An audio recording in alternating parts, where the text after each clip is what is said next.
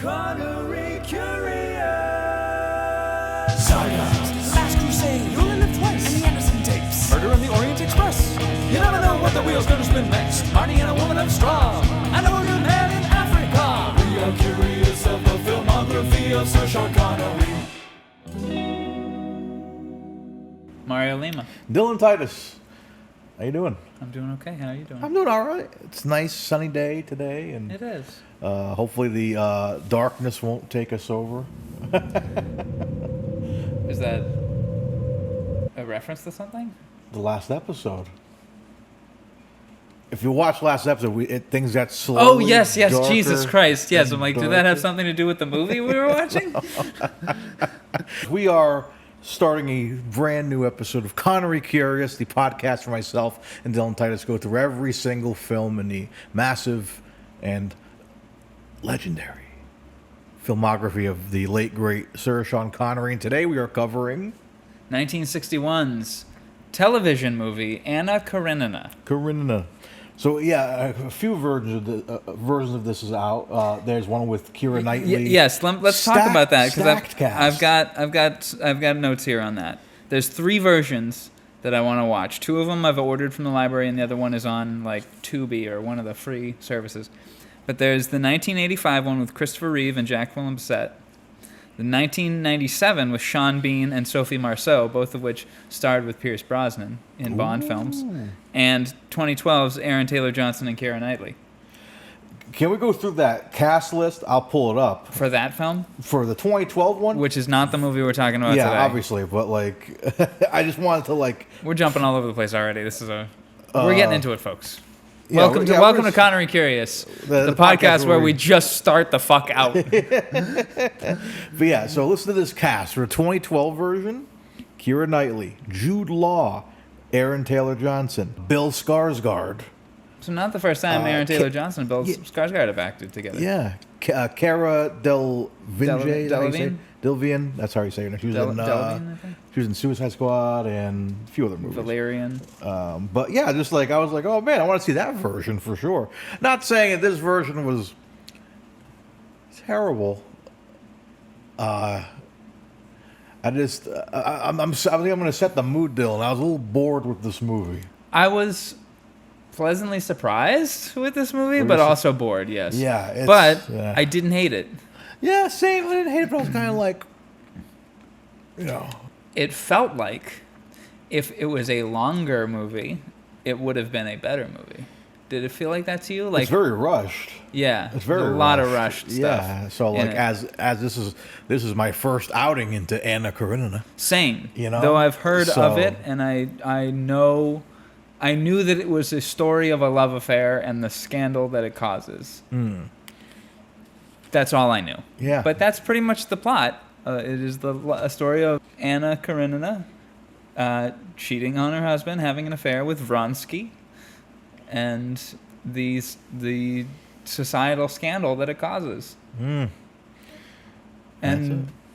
there's some compelling stuff in here, I thought. Yeah, I think so too. But we'll get into it. Yeah, should we just tackle our notes?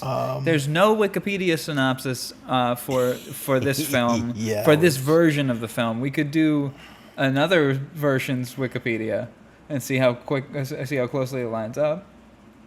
Oh, we could, I suppose. But I have like a few notes. This is obviously this is Connery right before Dr. No, basically. So it's very interesting to see, you know, as we near closer and closer to the end of this podcast, where we're really dipping into a lot of younger Connery. And very same period as Macbeth. That also before Dr. No? Yep. That was before. That makes sense. Because looking at Macbeth and looking at this film, you definitely are like seeing. It really is a different person, pre and post Bond, because it's like not. I feel the. I mean, I feel like the charisma's not 100% there. Here yet? Like it's like it's right there, like it's there. Yeah. But when he gets to Bond, it's it's another level. Yes, of course. So I think it's still like, it's a very different. There's slightly different delivery on certain lines. It feels different, but like it just when he gets into the Bond era and any movies in between the Bond movies and after the Bond movies, definitely feels different in my opinion. And there's something about it. It's like I don't know. It's like I don't know. It's like seeing the musical artist right before they got really big. Because he's not like huge here, you know what I mean? He's not like he's not a international sex symbol or whatever. Yeah. He's not like the guy. I make the Beatles comparison often. This is like the Beatles at the Star Club right before they're about to blow up. Yeah, it's like wow, like look at this guy, and then like it's the year after, right? Is Dr. No? Yeah. And then off to the races. Then he becomes the man we know now. So it's really cool to now really see right before that happens. So that was my analysis going into it, as I was really analyzing him because I knew it was right before Dr. No, and it's like I'm like thinking did he get the call yet to be Bond? Yeah, how in the making was this? Or is he like getting the phone call after this movie? You know what I mean? I don't know the timeline of that. If I was a fly on the wall, I want to know that phone call of like, hey, want to be this character, James Bond? And he's like, oh, sure, I guess I'll do it. And then look what happens. Because you always think, well, if the guy said no, who would have been the first James Bond at that time? It's interesting that they would choose him. Why they choose him? What were the qualifications to be James Bond? Because before it was like a novel. I still have yet to read the novels, but like I'm sure there's like description of what James Bond looks like. Doesn't look like Connery. No. I think Pierce Brosnan is more of the traditional. I believe there's a picture, if you look on Wikipedia, there's a picture of what James Bond looks like. And he looks like Hoagie Carmichael. And I forget if that was a singer or an actor at the time, but that's who Fleming based the description off of. Oh, really? Yes. Because every illustration I've seen of James Bond, it looks like Pierce to me. Pierce or Timothy Dalton in there, but it never looks like Sean Connery. The name Hoagie Carmichael is just too good of a name to not stick with you for the rest of your life. That's a great name. Yeah. Hoagie. Hoagie Carmichael. Hoagie. Anyway, should we get into this? Yeah, let's get into it, man. You got notes? I got notes. I got. I think you might have better notes than me. I have more of like talking points. Okay. So my first note is at 129. That's when we first see Sean Connery. Facial hair, man. Yeah. What do you think of the mustache? Is this our? As I touch my mustache. How many mustaches have we had? Couple. Yeah. Couple mustaches, right? This is. Well, The Rock. You know what? Let's go through the Sword of the Valiant, Man Who Would Be King. Does he have a beard in The Rock? The Avengers, yeah. Action of the Tiger, yeah. He's got facial hair for like most of the early stuff. Cuba. No, I'm just talking about mustache. Just mustache. Oh, just mustache. Okay. Just Cuba mustache. for sure. Right. Cuba, he has the stash.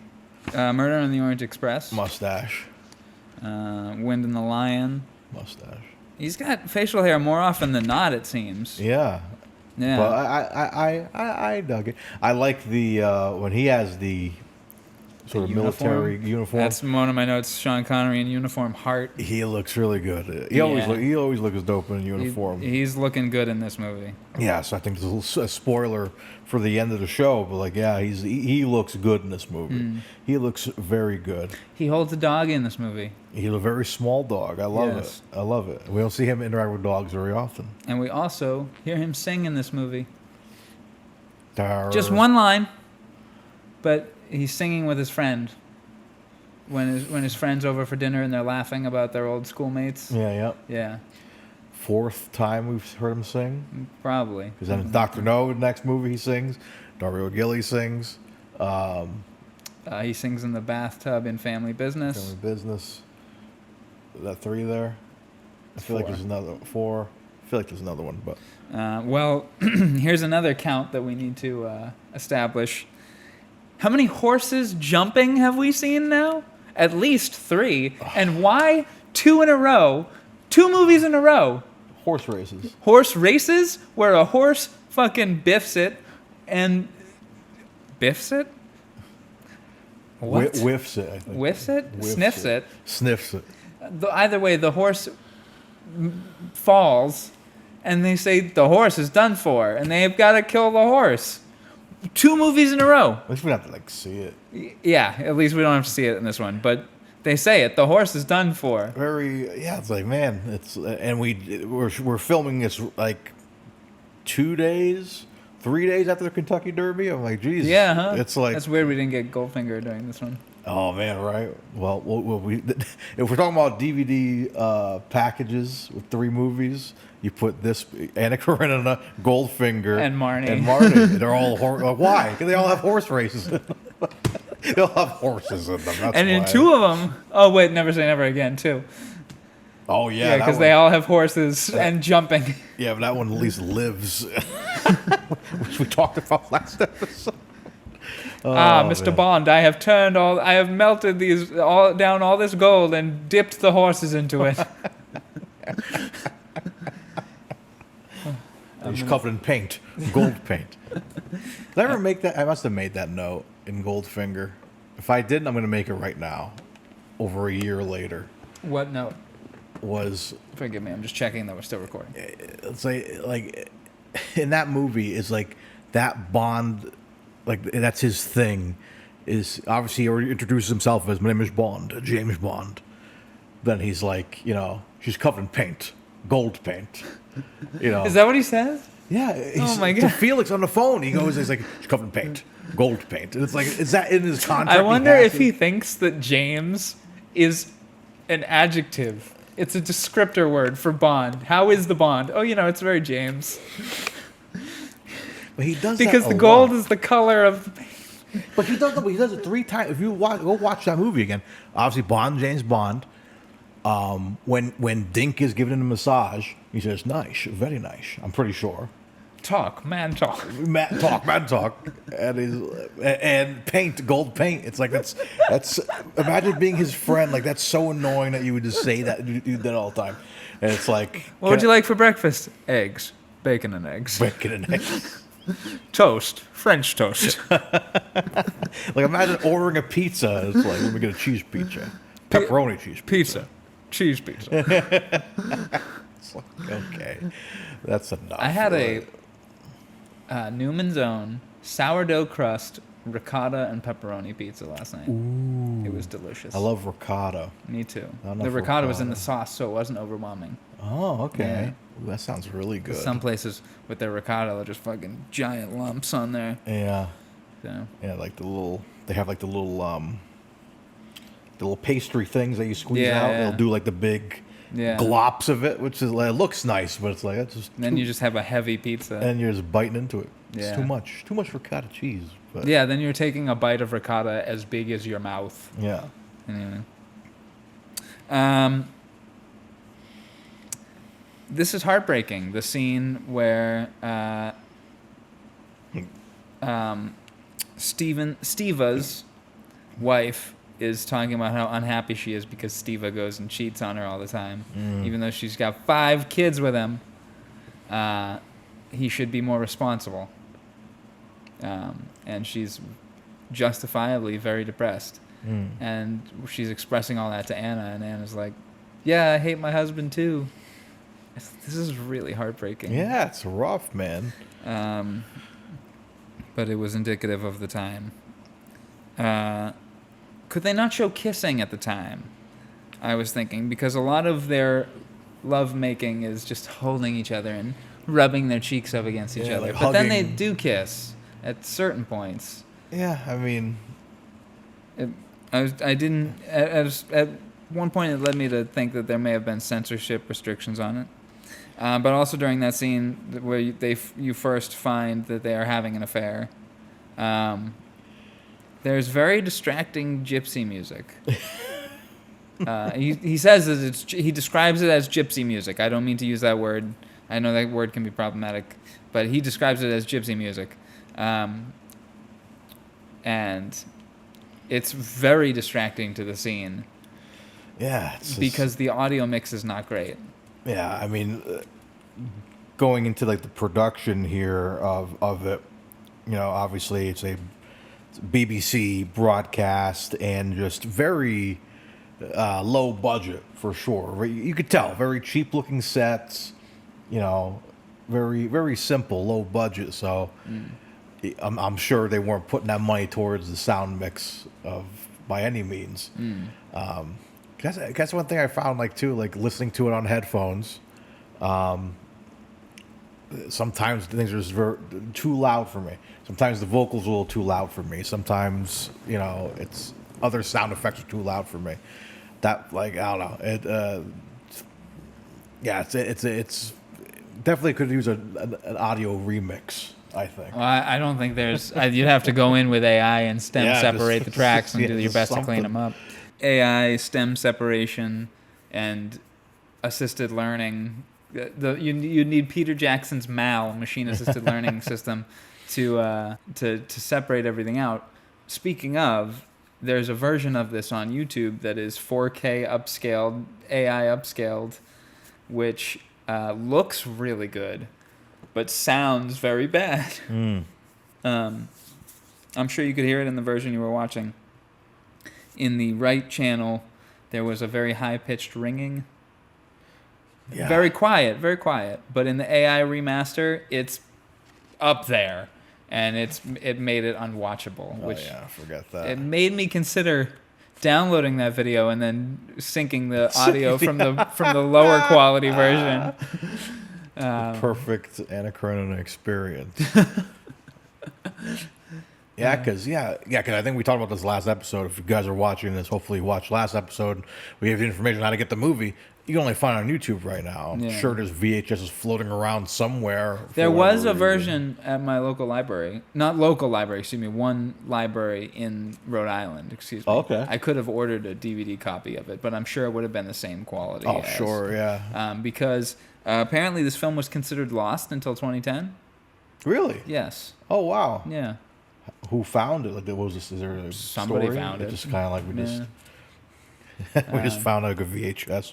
Whoa. Now I'm curious though. I will order it from the library and see if it looks any better. Yeah, I'd be interested to see. Yeah. Because it might have. I don't know if it would save the movie for me. Because to me, quality. Yeah. Will you watch this again?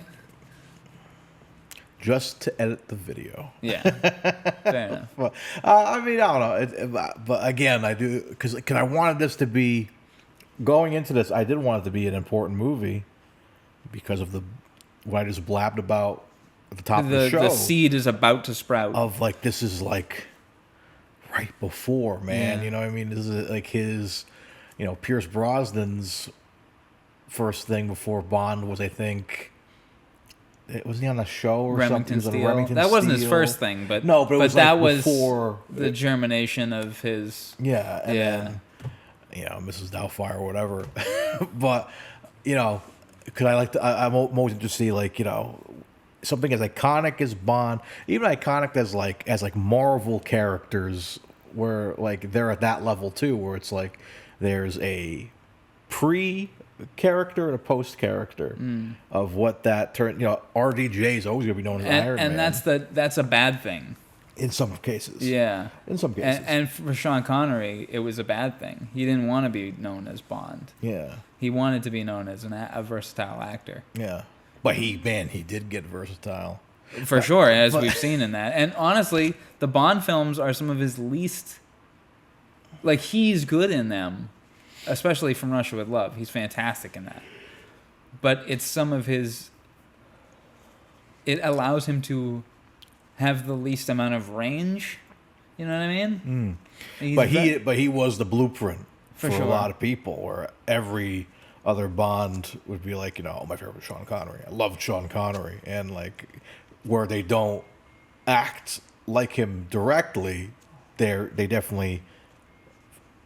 They copy the way he carried himself as a character. Obviously, Roger Moore was very different. Yeah, Roger Moore made it his own thing entirely. Yeah, but Dalton was there, Pierce was there. Daniel Craig made it special. He is the blueprint. So that was very special. I don't know. I think a part of that was so important for him because when you're stuck like that for so long, man, like you're doing something the same thing for so long. When you get out of it, you're like, I can be different now. Well, he was doing stuff at the same time. Just the last film we did, he was shooting at the same time as Goldfinger. True, but we've analyzed for sure. I mean, the first film we kind of covered was post Bond. Yeah, and we saw how that was all we kept talking about in the movie, where it's like how happy he was to just fucking do something different. Even in Shalako, you can see he's relieved. There's a weight off his shoulders. There's a side note. We can cut if we need to.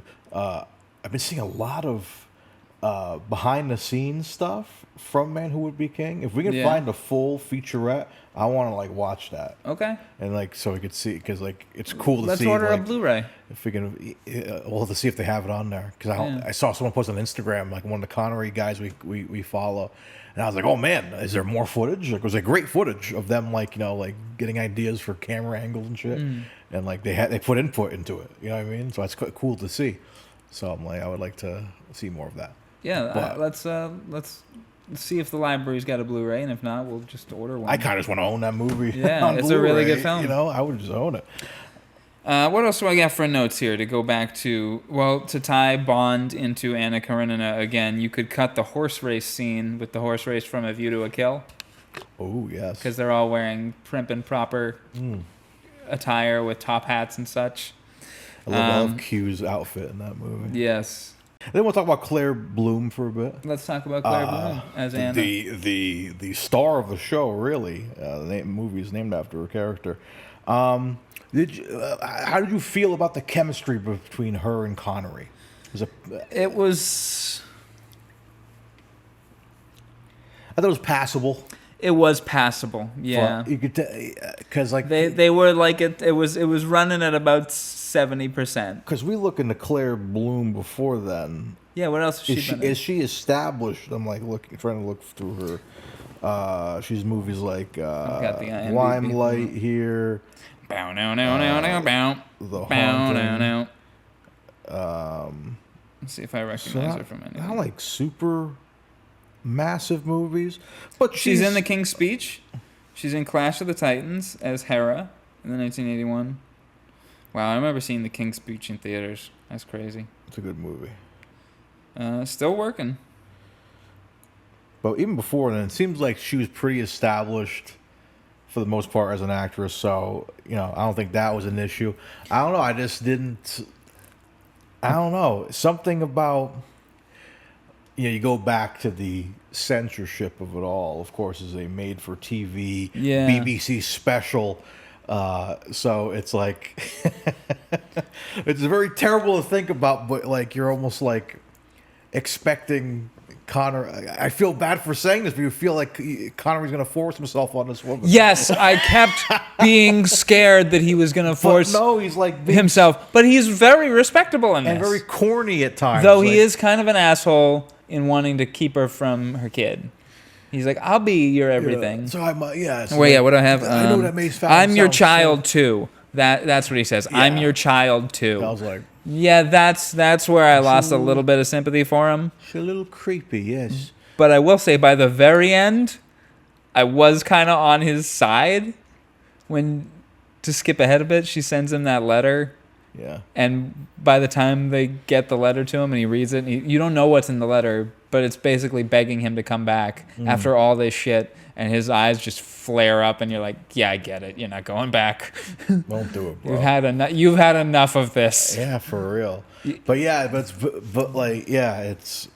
it's very different than what you expect. I think it's just because the last movie we saw was him gaslighting somebody. So I'm ready for him to gaslight everybody now.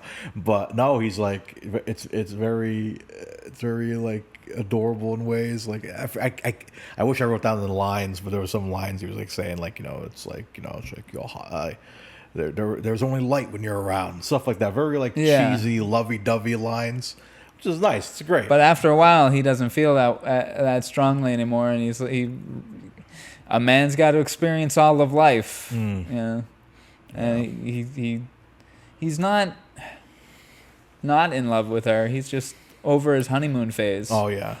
He's like, all right, let's And- move on, you know. And she is still very much in the honeymoon phase, but also she can't go back to her old life. It's yeah, because I talk about that chemistry because I found this note somewhere in someone's review okay. saying, what an interesting contrast in styles where Bloom is a little more polished and theatrical with her career, where Connery is still sort of raw and still developing, which I'm like thinking about that. I'm like, That's true. Yeah, he's like, still developing. He is. because you think about he's it, hungry in this. yeah. So like, which I think we've made that note in a few of his early movies. Like he's hungry to even what's the we're always so bad with titles, but the Vault Time Lock. Time Lock, of course. Duh, Time Lock. Where it's a very simple cameo. It's like a cameo. He just shows up as one of the locksmiths or whatever, and he's like hungry. Yeah. He's making That was sure, 4 years before this. because anyone could have showed up and be like, yeah, we'll help get the kid out. But he's like, it's like every line is projected in a way to get that attention, and like then you like think about it. Like sometimes he maybe doesn't have to try too hard, which I think is going back to. I think the theme of the show today is to be pre-Bond, post-Bond, because it really is an important thing in his career, where we often joke about. Yes, he has such a wide variety of characters he's played, but the joke we always make is no matter what he's playing, whether it be like He just does the Middle Scottish Eastern, accent. he just sounds the same. Very rarely is he like I'm always sold in Indiana Jones where it's like he's supposed to be. You can believe that. He's supposed to be Scottish, but there was kind of an English. But he raised his feel son to in it. America. Yeah, so it's like that. It's like I sometimes watch that movie and forget that he's Connery in some capacity where I'm like that's just Henry Jones. Exactly. Sr. Yeah. I'm melts looking at into James that. Bond. Like you do not feel like like hey, that's James Bond right there. No, it's like yes, they cast him because of how cool Indiana Jones. Of course, his dad needs to be James Bond. But That's who the character is. yeah, but so trying to get back to it. So I'm wondering if like that's also a negative thing on him as an actor is that did Bond like not humble him enough, and where he's like okay, I'm so beloved now that like I don't have to try as hard. I don't think he ever got into that position. You don't think because so? he's still. There's films where he doesn't try as hard, for sure, as we've seen, to go back through the scores. But in some cases he doesn't have to. like, I just flipped to the Russia House. 9.5 I gave him. He's fantastic in that film. He is. But yeah, I'm like wondering if I don't know. I wish the guy was alive, man. Like to get the opportunity to talk to Well, him. at this point, he Like- would have severe dementia. Yeah. He wouldn't remember any of his yeah. career because that's that. Yeah. But if there's another life out there when we're done here, and he's there, he's the one of the first people I got to if talk there's to. any professional Sean Connery impersonators, hit us up. Yeah. Paul Lally, Fall Alley. hit us up. We'll have a Yeah. conversation with you. But no, I just want to like, I don't know. I just wonder his take on certain things, like why. I wonder what Didn't his he- take on me is. Take on- I don't like you. But no, I just want to like. I kind of lost where I was going. What his take on his pre and post Bond. Oh yeah, it's like is- what, like did he feel like he didn't need to try too hard? Like, why didn't he go the extra mile to, become? Cause I look at someone like Gary Oldman.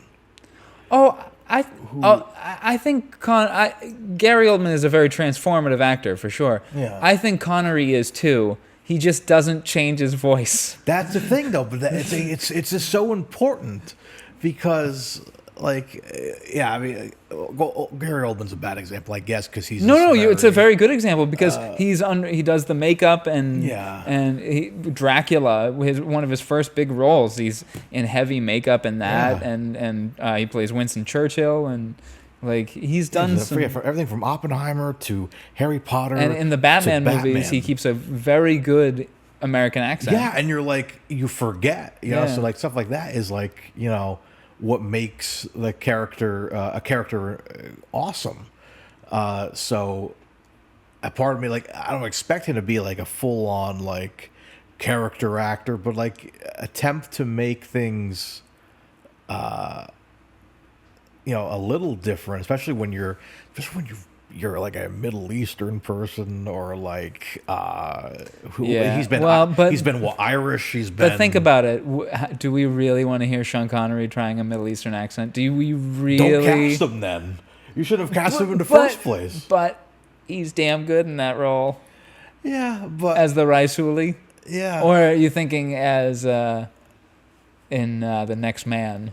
I think next man. That might one's a be- little more excusable, I think, because he's a politician in the 70s. And you're like, okay, he could feasibly be Americanized, or he could have spent enough time overseas, or whatever. But the Raisuli, yeah, that one, he's good as that. But it could have been somebody like else. I always think about one of my favorites, Wrong is Right, is what if he was just like American? Like imagine if he just had an American accent. What films does he play American in? He plays American in the Just Cause, in Playing by Heart. Anderson Tapes, I guess. Yeah, it's like he does American, but it's always. I think it's always like immigrant American. Like he came over 20 years before.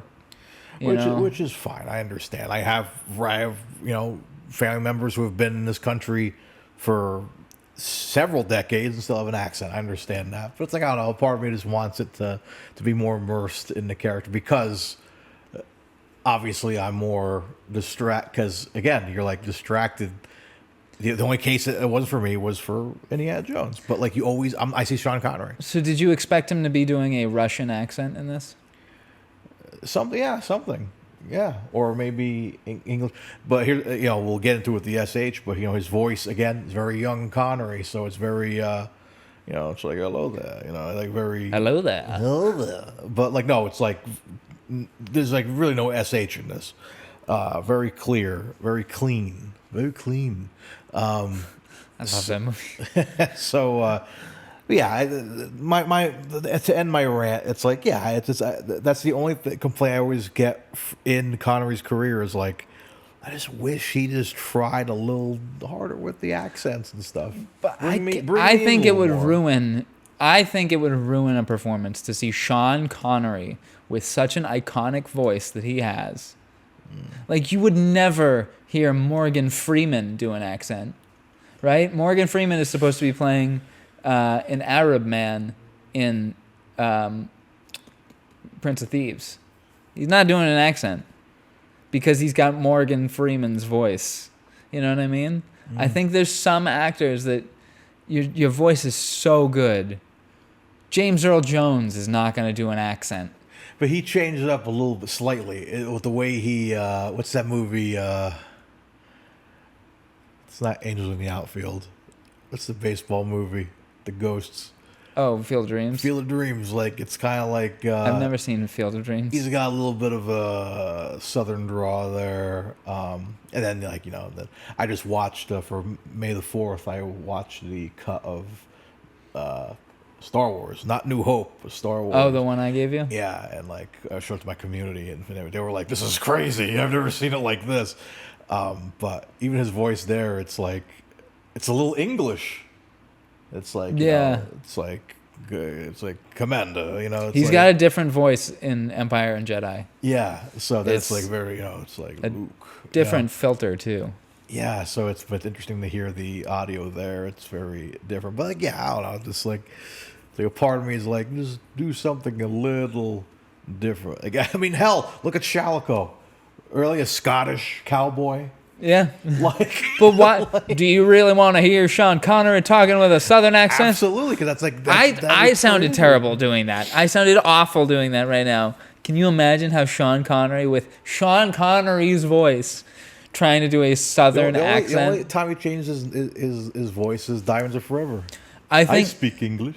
yeah, See, why do you do that voice? but that's terrible. It sounds terrible. And he's not Christian Bale. You know what I mean? Christian Bale's an actor that you like almost don't know his real voice. A little bit, yeah. Like you've heard it several times, but you don't know it because he's Yeah. a chameleon. Yeah, after Batman, I thought that was his. Not how we talk like this, but his like regular Bruce Wayne Yeah, voice. and I just thought that he was American. Psycho, The Fighter. Yeah, they're all the like- Ford v Ferrari. Oh yeah. We got like a car battle happening Got some, outside. yeah, car fight. Car fight. Um, fight. Making sure.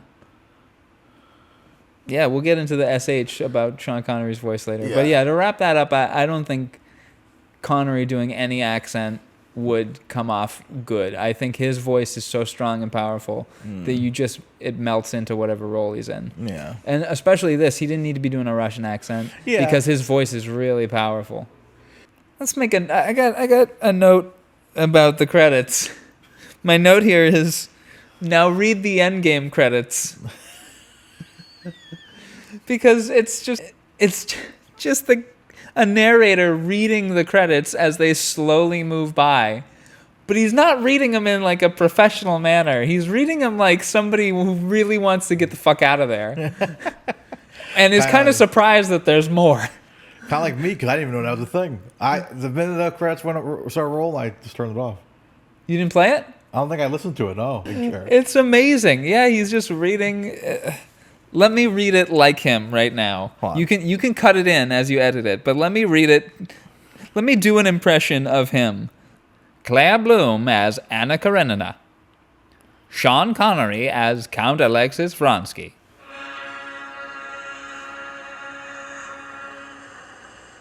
Are you playing it? Anna Karenina was translated from the French by E.J. King Bull and adapted for television by Donald Bull. It was produced by Rudolph Cartier with the following cast. Anna Karenina, Claire Bloom, Count Alexis Vronsky, Sean Connery, Alexis Karenin, Albert Levin, Countess Vronsky, Valerie Taylor, It's got a great rolled R. Steva Prince Oblonsky, Jack Watling, Dolly, Daphne Anderson, It just reminds me of like Palpatine and Robot Chicken. Stormtrooper. My lord, Stormtrooper. My lord, Stormtrooper. But you can tell by the end he starts getting tired of it. and a little bit surprised that there are still names. He's like, fuck, there's more. Well, Anyway. literally in the credits there's like Woman 1 and Woman 2, and he's like surprised, like, oh god damn it, there's more.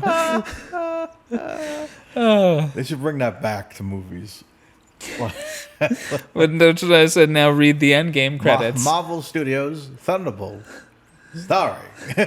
That'd be Visual effects. Oh, Jesus Christ. Alrighty. I can't even pronounce half of these names because they're moving so quickly. Jesus Christ. They should do that like they could do like an end of a Deadpool movie. Like Deadpool's trying to read the credits and he can't read them fast enough. That'd be so funny. I'm gonna do that from now on when I watch a movie. I'm gonna read it. I'm gonna read the credits. Let's go see Thunderbolts. You see it again, and we'll just read the credits as it happens. I wrote this note. Let's waste time instead of escaping. Because I thought she was trying to kidnap him. Did you think that's where that scene was going to go? Like she broke into his room to get him out of there? That's what I thought, but it was just to visit him and yeah, it was anger the husband. It was weird. It kind of reminded me of Sandman in Spider-Man 3. Yeah. He just showed up. Got her green shirt out of the drawer. What if she snuck out of the window? Yeah. I'm not a bad guy. I'm not a criminal. As you hear the sirens whir in the background. Just going through my notes. Yeah, Albert Levin just standing there in the background is terrifying. I winced when Anna cracked the whip on the chair. Yeah. It like it got me. It also made me go, yes, mommy.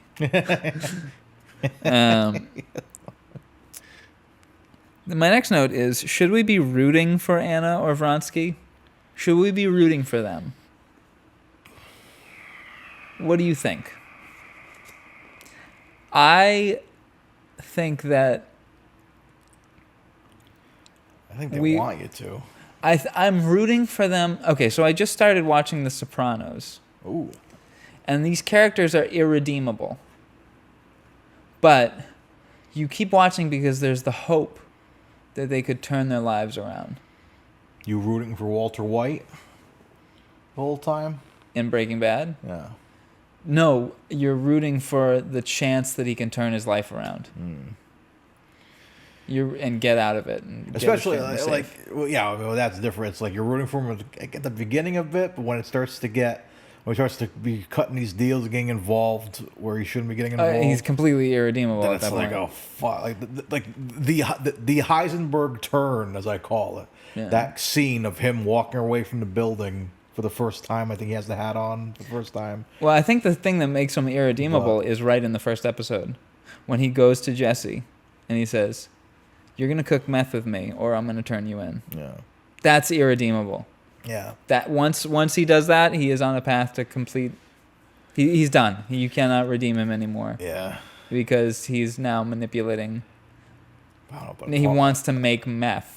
Yeah, but a part of you is like, for me anyway, is like, you kind of want to see him get away with everything, because like he just comes so close to, like, you know, it's like when they find out, man, when the family finds out and everything, it's like where we go from here. But a part of you is like, kind of hope he makes it through this. Yeah, you want him to get away with it and not do it anymore. Yeah. You want him to stop making meth and get away with it. Yeah. But in relation to this movie, what do we want for Anna and Vronsky? Do we want them to be able to adopt Sergei and be a happy family of their own? Is that what we're rooting for? But that's not what Vronsky wants. And Anna, very selfishly, well, no, but it wasn't. It's very conflicting, because the marriage she was locked into, she said her parents arranged it and locked her in. She's basically locked into it. So you sympathize with her there. But I feel like the whole time you're kind of booking her as like the piece of shit in a way. Like she's I think that's what they're trying to do to her, kind of, where she's kind of like shitty for doing what she's doing. Yes, that's what society's trying to do around her.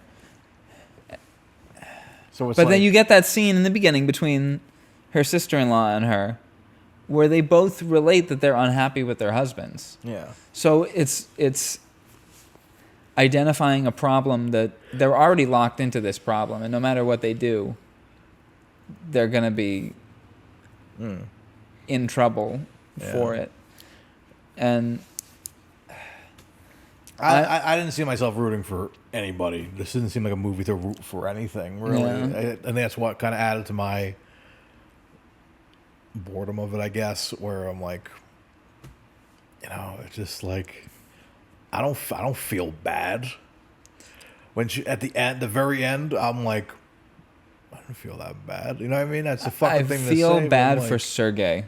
Sure. He's the one that suffers the most in this. Yeah. His parents split up. His father lied to him very cruelly.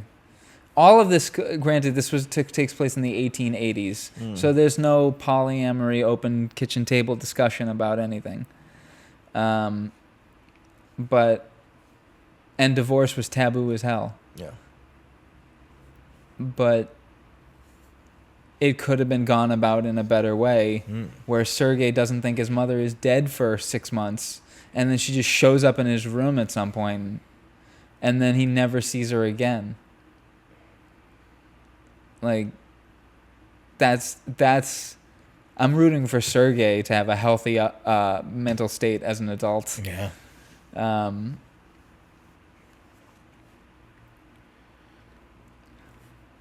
Also, do you think Vronsky should have just hooked up with the blonde at the beginning? Sure. And avoided everyone's trouble? Credits. Yeah. That would have been just fine. That poor blonde, she was crushing on him so hard. Yeah. And Anna's like, yeah, you should make a move on him. Vronsky, go dance with her. Do you think they're having an affair at that point? In that first scene at the party? I don't know. Maybe? I don't think it's that early. Did you sense that was the case? Well, they meet at the train station at the beginning. Because she's riding with his mother. He's there to pick up his mother. Steve is there to pick up his sister Anna. That's where they meet. And you can tell they're liking each other. But I'm not sure if they've already had some sort of previous affair. And then at the party, they seem a little apprehensive of each other. But I wonder if that's just because they don't want to be seen in public yet. Oh, maybe. I don't know. I didn't really think about that at all. And because of the rushed pacing of the film, it's hard to tell what happens when. I think that's the biggest letdown for this movie is we just didn't have enough time. Yeah. So, like, because you wonder, just out of curiosity, Connery curiosity, the Anna Karenina from Timeline 2012. Yeah, I was just about to ask, are you going to watch? I think so. 2 hours, 10 minutes. That's this movie needed 2 hours. It 10 needed minutes. 20 more minutes, just like I said. Because that's probably not counting the credits. I'm Yeah, sure. it's 20 extra minutes. But like, yeah, it's sometimes you need that, man. In certain movies, like, you know, even though today's standards, like, you know, I won't spoil Thunderbolts, obviously, but like that movie, the reason why it's so successful, I think one of those things is. It's not a 3-hour fucking epic. Yeah. Where everything feels like an epic, and now it's like a character development at its finest and a character story, and not like, you know, we got to take care of Thanos' dusting that happened over 20 years ago. He left all this dust everywhere. It's like, no, he hasn't cleaned up. Like we're still fucking talking about it. Get over it. We have Galactus story about in like a couple months. You know what I mean? You know, I said this movie could use 20 extra minutes, but also it could have allocated the minutes that it used better rather than just having those old women clapping for 1 minute. Yeah, and the horses and like everything. Yeah, there's certainly some. And when Galactus showed up, that's what this movie needed. It was like Galactus shows up, Avengers level threat, and eats the world, and that's it. Sorry about your love affair. I've got a world to eat. But yeah, I was going to ask: are you going to watch the 2012, the 97, and the 85? I'm going to watch all three because I like the cast. And I'll definitely watch the 2012 one, just because very stacked cast, and. You don't want to watch the one with Christopher Reeve and Jacqueline Bisset? We saw Jacqueline Bisset in Murder on the Orient Express. Yeah, I might and check Christopher that Reeves. out too. Reeve, yeah. Christopher Reeve. 'Cause I still got to check. Yeah, I do have to take some time to watch some of these because I'm also curious about the Time Bandits show. Yeah. That already got canceled after a season, so it actually wasn't that good. But I'm curious to see what they're. Well, that's never indicative of quality. Yeah, true. It's often has to do with money. And just because there's one season means you can burn through it. True. Yeah. You know, it's not 7 seasons. Yeah, I'd be curious to see if they had ideas. If it ends on a cliffhanger, like the movie. Like imagine if season 1 ends like that, I'm gonna be pissed again. You know what I mean? Like I want to see a continuation. But that was, you know, if you want to hear more about that, go listen to our Time Bandits episode over on YouTube's. Or your podcast. All your Spotify's and all the Apple Podcasts, whatever you use. Absolutely. But yeah, I'm gonna watch all three of them. I really like the casts in all three. Sean Bean and Sophie Marceau. That is pretty cool. And Chris Reeve and Jacqueline Bisset, like great lead casts on both. Okay. She's wondering if he's going to cheat on her. And what's the old adage? If he'll cheat with you... He'll cheat on you? Yeah. I just guessed if that was the answer. You did, yeah. If he'll cheat with you, he'll cheat on you. Okay. And he was cheating with you. So there's a chance he'll cheat on you. So... and you were cheating with him. There's a chance you're going to cheat on him too. Like,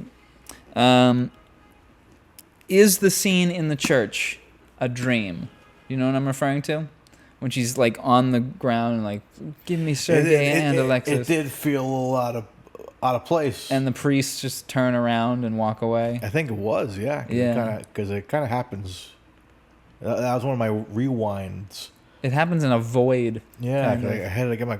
I'm like, did I miss something? Did I cut something? Or, I'm like, yeah, I was thinking. I wonder if it was like some sort of dream sequence, because then it kind of cuts back, like, to reality, right? Like, it doesn't really, like, there's no. So what's the next scene right after that? It's like.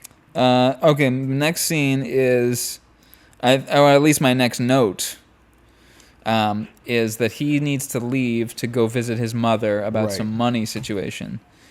And she is giving him nothing but guff, how she doesn't want to be alone for 2 days and without him because he is her stars and skies and everything. Go with him.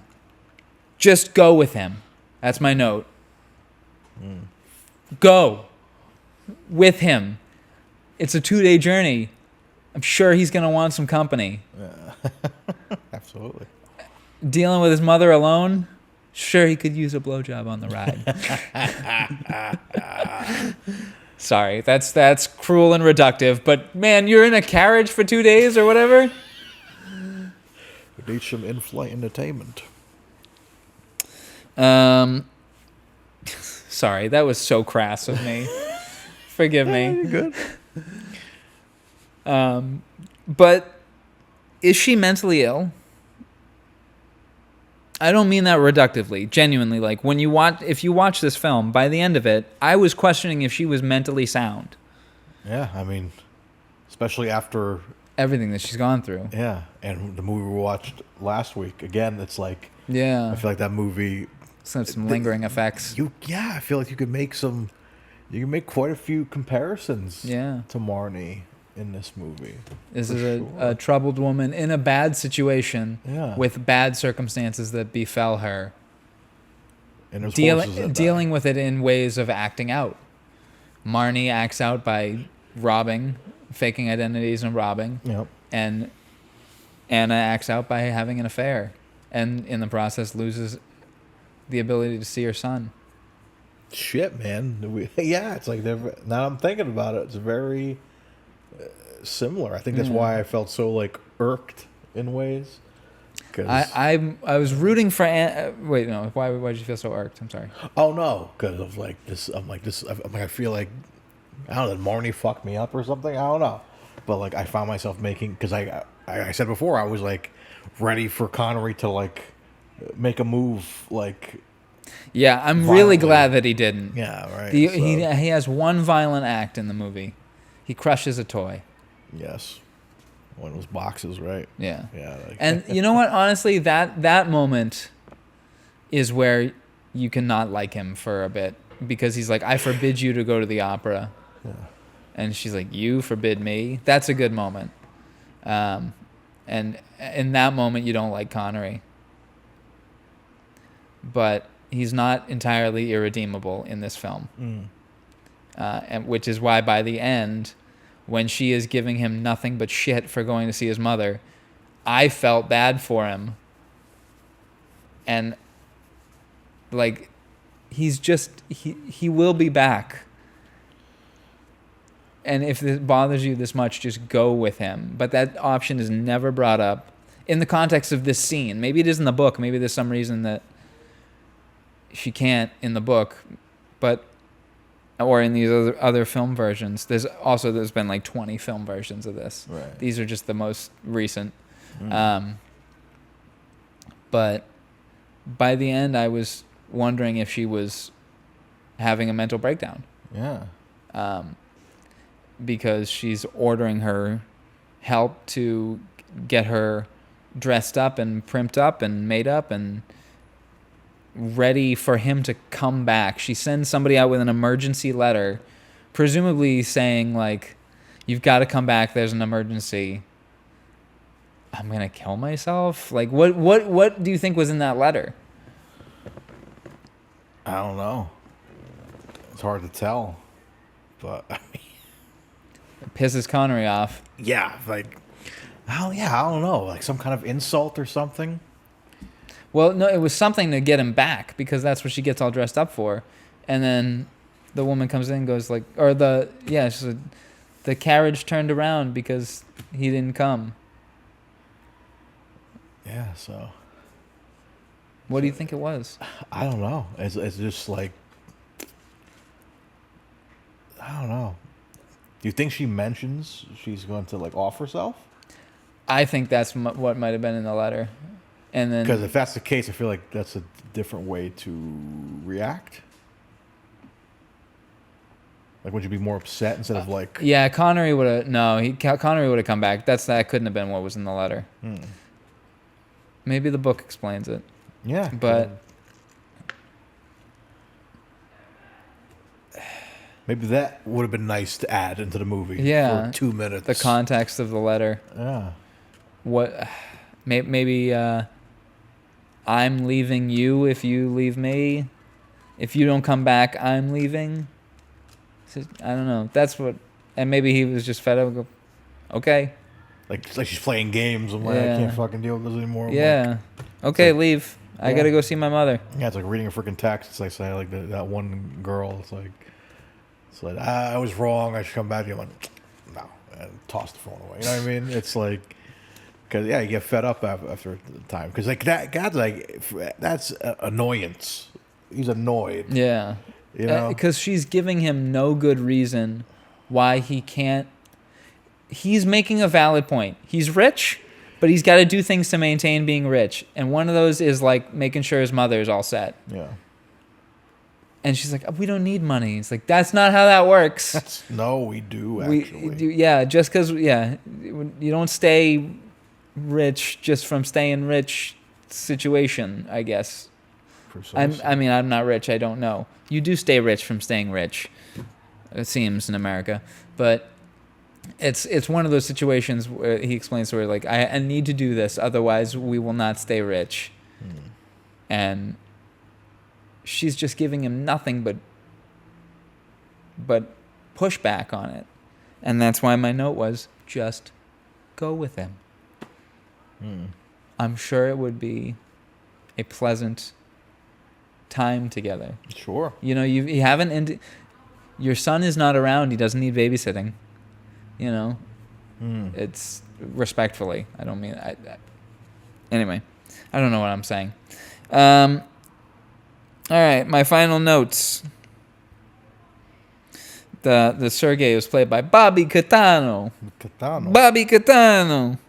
My final note. Holy fuck! Damn. Yeah. What did you think of the very last thing that happens in this film? I had a fucked up note. That was the most exciting shot in the movie was the train. Underneath the train, Yeah, or in the train coming at the screen. I was kind of like, because you know me, I love trains in the movie. Sure, this may have been the most romantic or relaxing thing ever. But yeah, holy shit. Very fun camera work, I can call it fun, with the close-up on her face. And they were like, is she gonna... Oh, yes. And it was foreshadowed right at the very beginning, too. Yeah. When somebody dies on the train platform. We're like, shit, man. Like, someone's going under. But, like, yeah, I thought that was a very shocking way to end it. And, I didn't see that coming, did you? no, I did not see the witch doctor from Live and Let Die on the front of the train. Did not see that coming either. I'll cut that here.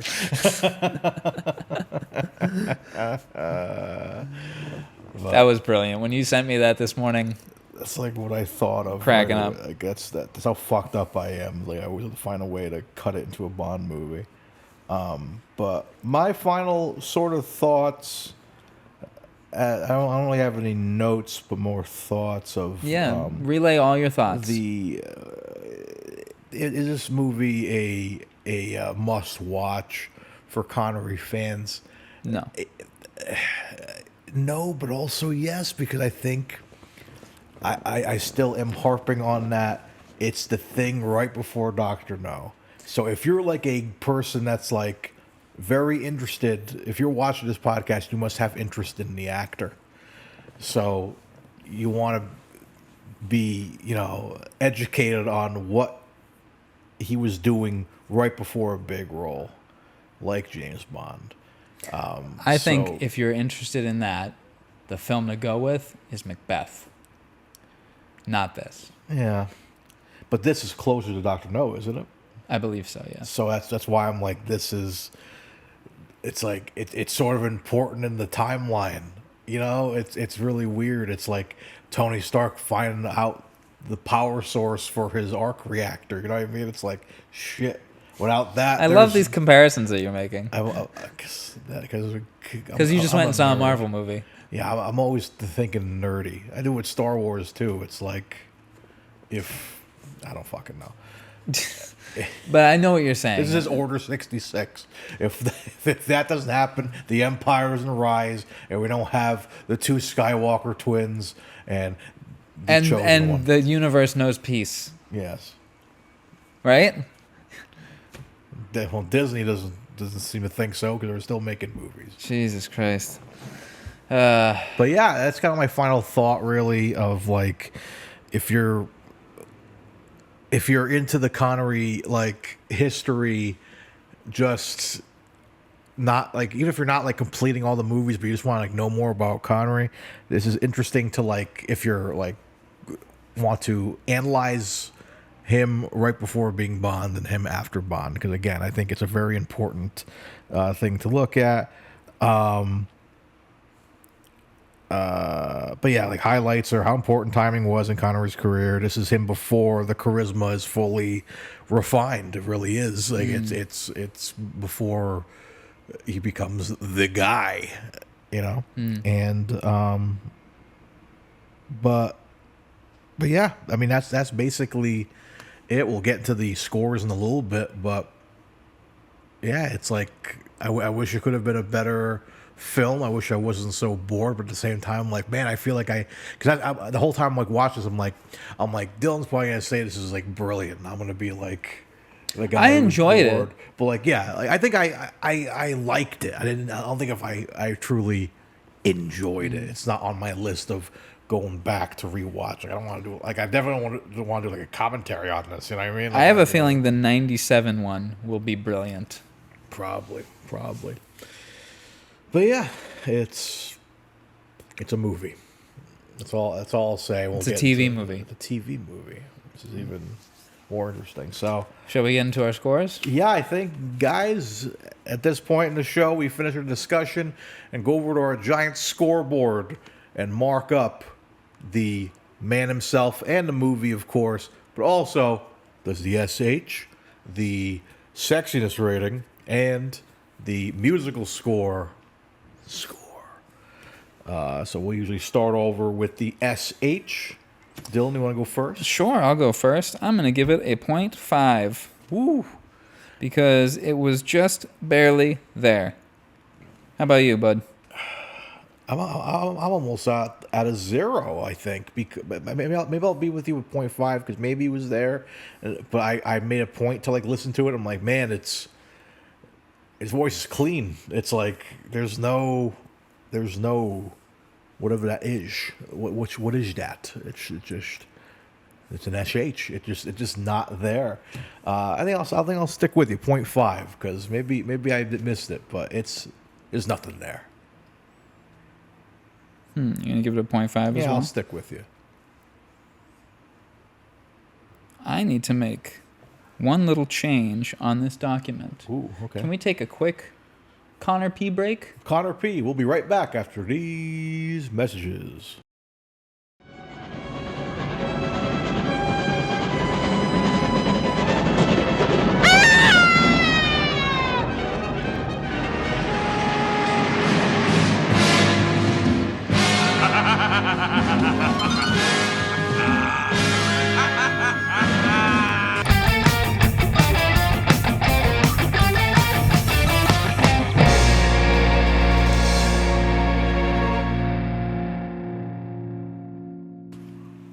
All right.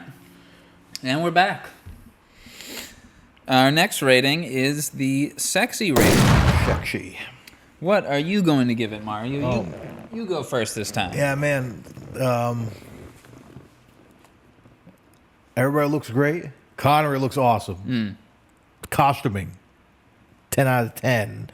He looks great. Mustache looks pretty good. I would love to see what these look like in color. Yeah, man. Oh, I want to see. Like, I don't know if we'll be able to find it, but maybe we can find a way to color correct it.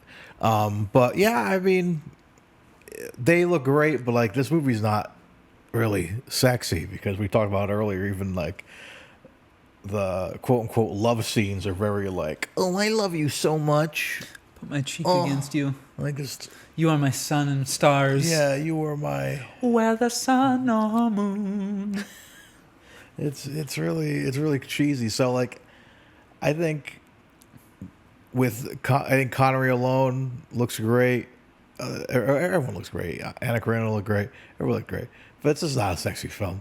No. So I think I'll sit at like a 5. Oh, you're being more generous than I am. Yeah, because I'm like Connery looks great. It's young Connery. We got to put over young Connery. I'm gonna give it a 3.5 Nice. because they both get a 1.5 for being sexy, Okay. and there's an extra 0.5 in there for the concept of an affair being sexy, titillating. So, Tittles. what? What? All right, musical score. I can go first for this one if you'd like. Yeah, you can go first. I'll give it a 2 because there's not much music in it, Yeah. and when it's used, it's good. But most times, the mix is too loud and overpowers the audio, Yeah. and it really takes away from me being able to enjoy it. Yeah, I mean the only music I remember is like the gypsy music in the background. Because other than that, I'm like I don't remember anything. There's themes here and there, and there's the opera. Yeah, Yeah. yeah, but nothing like stood out to me. So I think I'm with you, brother. I'm gonna give it a 2. Okay. All right, now we get to the 2 big ratings. Oh boy. The film rating. Oh boy. So excited to talk about this movie.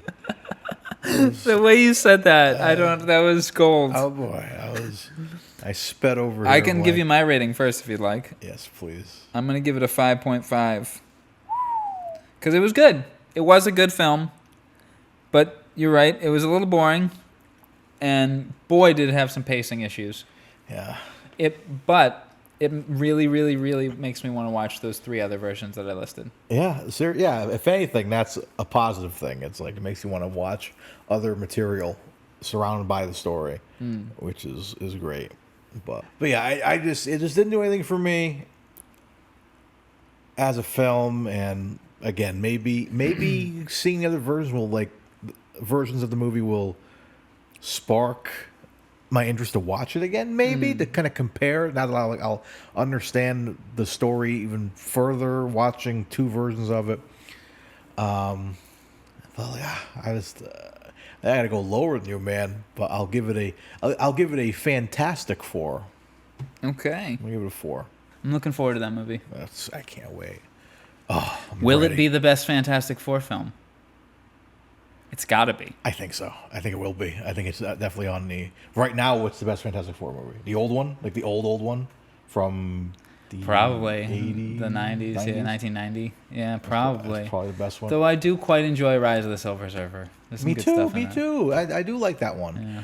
But yeah, no, And there's elements of the 2015 one that aren't bad. But this is... There's some good elements to that. The I fact th- that they do it, they get drunk, and then they do the experiment. That's funny. Yeah. And then the body horror stuff is good, but it's not enough to maintain a whole film.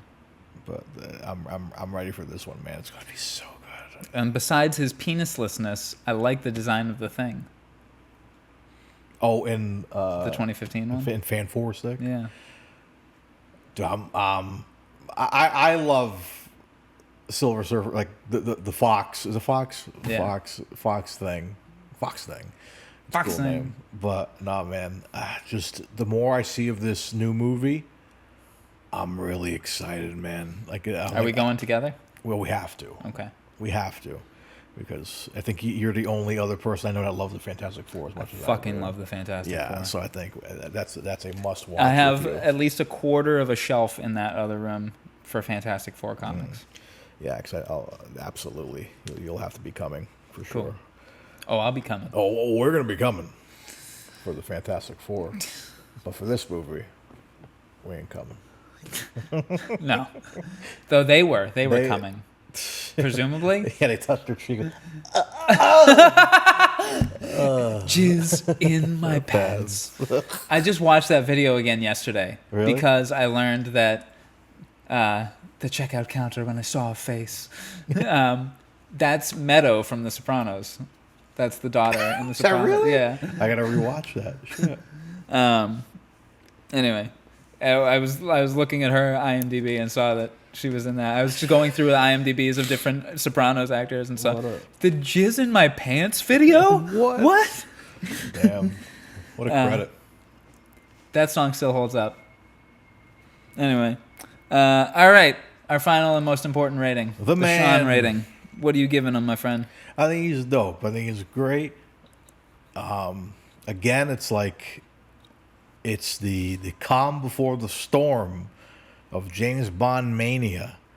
I do think he's good. I think I do think he's on the path to greatness. But I agree with what some people were saying online of like it's like he's definitely still trying to find it, and he finds it when he becomes James Bond. So I think for that, it's not bad.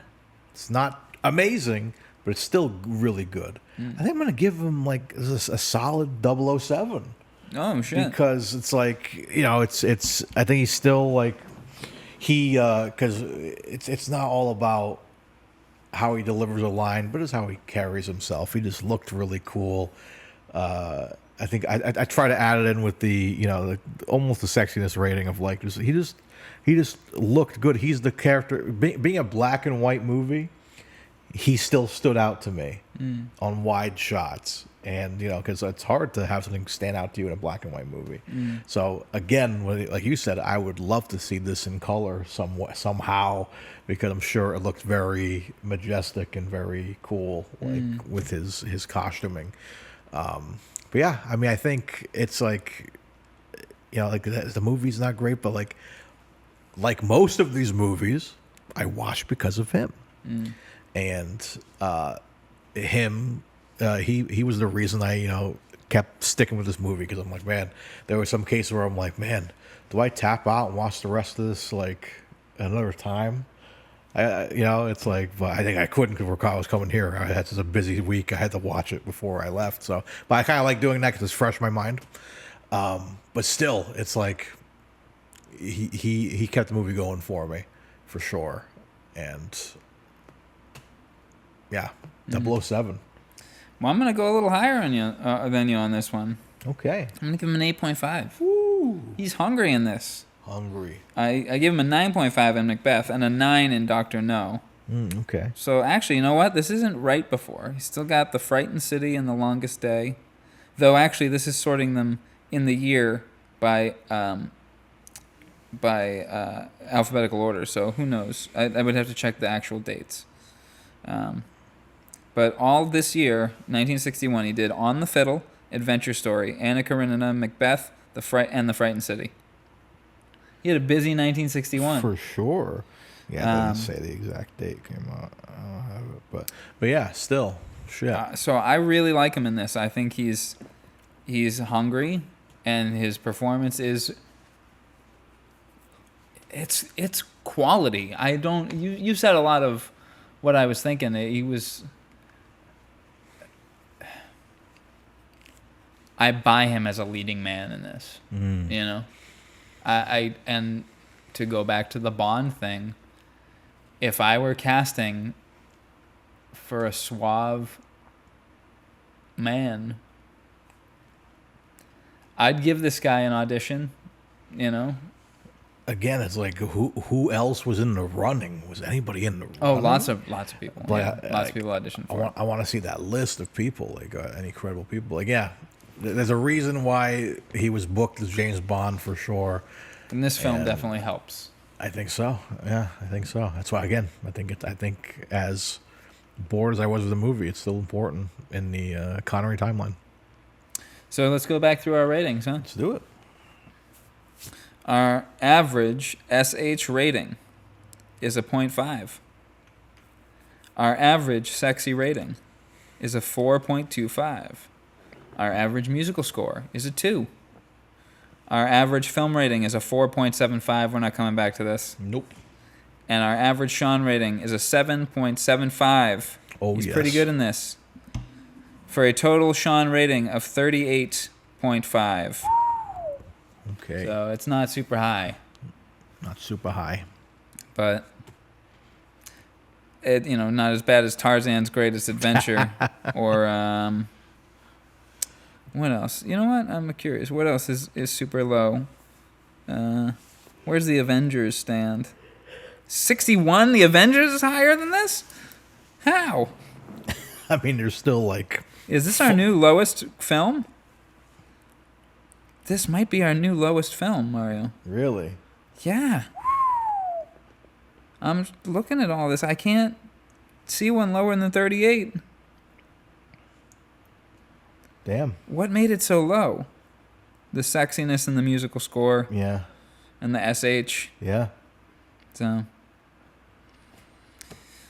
Which aren't like negative things always. The SH is not negative, you know what I yeah, mean? just because it's a 38 on our total Sean rating doesn't mean that somebody wouldn't enjoy this film. Yeah, sure. Yeah. My grandmother might like this, Yeah.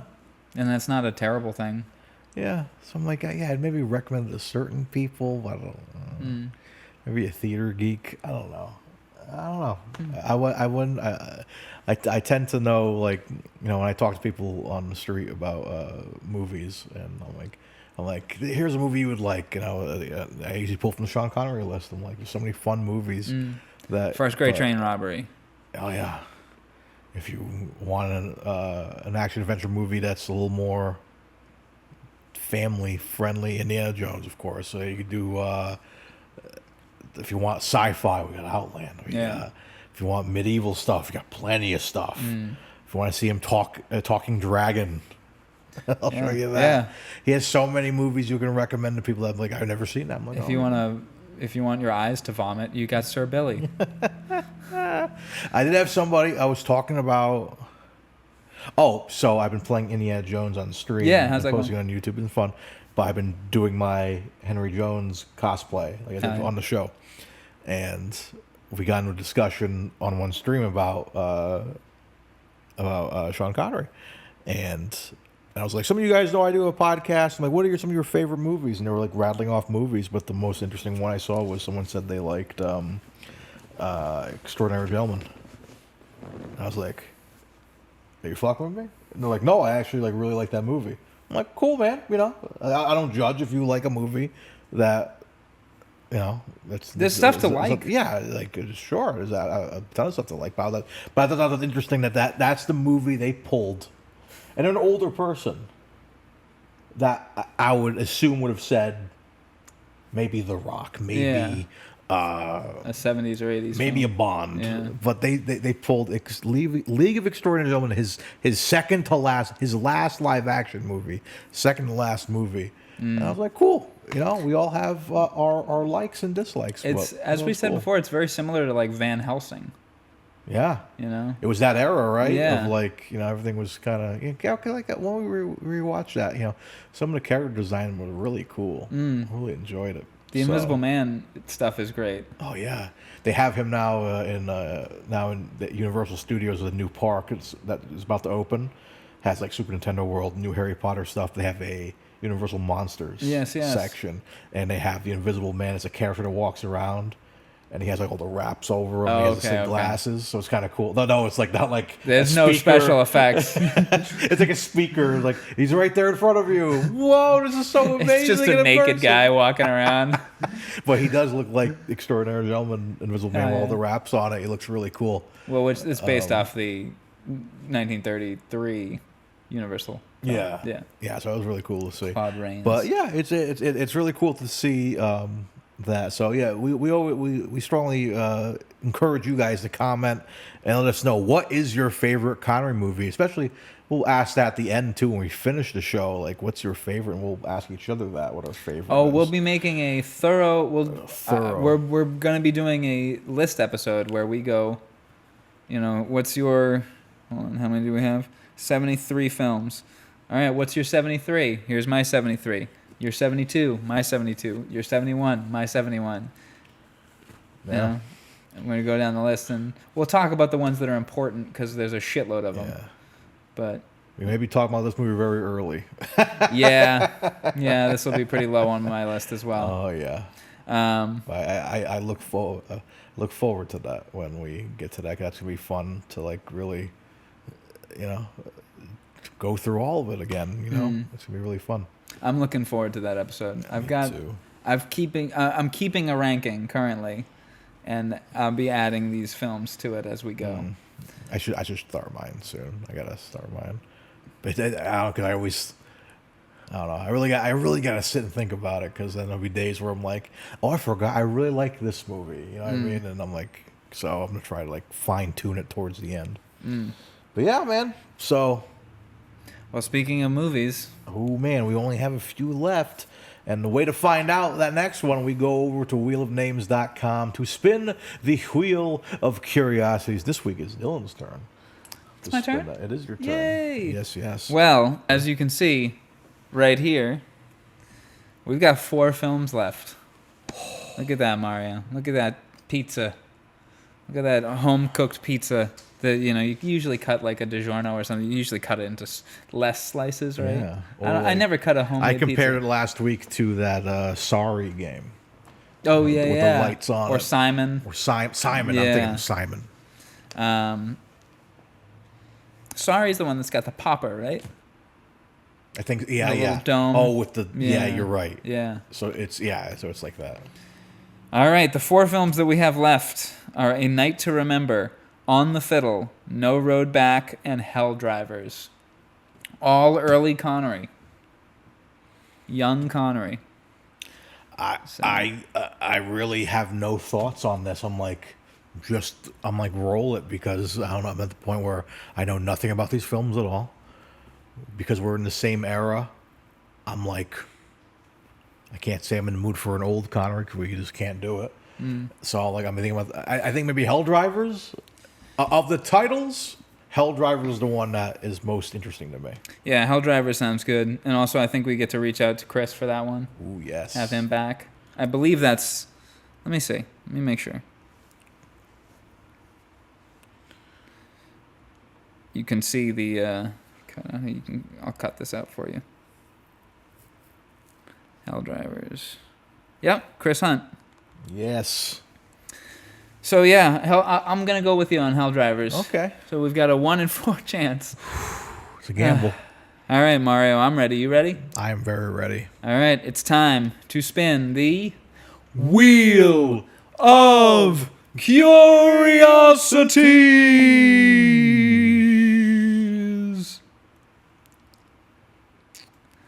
A Night to Remember. A Night to Remember. We're gonna watch the Titanic film. Let's go.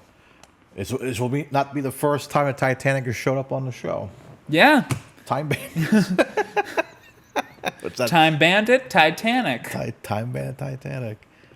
So Sean Connery is an uncredited deckhand in this film. Oh, no. But we decided to add it to the list because of the high reputation that this film has. Okay. It's apparently a very well-received film. It'll be a fun game to see if we can find him. Indeed. Let's see the reception here. Reputation today. The film helped spark the wave of disaster films. Still stands as the definitive cinematic telling of the story and the prototype and finest example of the disaster film genre. It's the Titanic It is movie? considered the best Titanic film before Titanic. Oh. 1997, especially for its social realism, reflecting, in the words of one critic, the overwhelming historical evidence that the class rigidity of 1912, for all its defects, produced a genuine sense of behavioral obligation on the Titanic among rich and poor alike, that the greatest number of people aboard faced death or hardship with a stoic and selfless grace that the world has wondered at for most of this century. Shit. Well, So, Andrew okay. Collins of Empire gave it 5 out of 5. This is British landmark cinema, as good as it's always ever been. all right. So, I'm kind of glad that this wasn't like the second to last thing, because how much of a bummer would that be? The last movie we do before and then Sir Billy. Billy. He's a deckhand, and then like, here's Sir Billy. Like what? All right, well, I'm excited for this. Sure, yeah, me too. I want to see how this again. Like this It's just over 2 hours. is. Yeah, it is nice to. And look who else we get in this movie. Oh, I can stop recording the screen. Jack Watling, who played Steva. Oh fuck! Yeah, Jesus. Okay. look at that. Look at that. Connections. Honor Blackman is in this movie. What? Yeah. Oh man, this might be fun. Alec McCowan is in this movie. Alec McCowan played Q in Never Say Never Again. I thought you were gonna say Alec Guinness. That would have been crazy. That would be crazy. But Alec McCowan played Q in Never Say Never Again. Son of a bitch. Well, look at that. I love it. There's some names. So in yeah, here. I do. So yeah, it is exciting to see, like, again, even though he has a small role in some of these movies, we would never see these movies in the first place. So I'm hoping that this is something to a night to remember. Truly. Wait a second. Did my eyes just gloss over?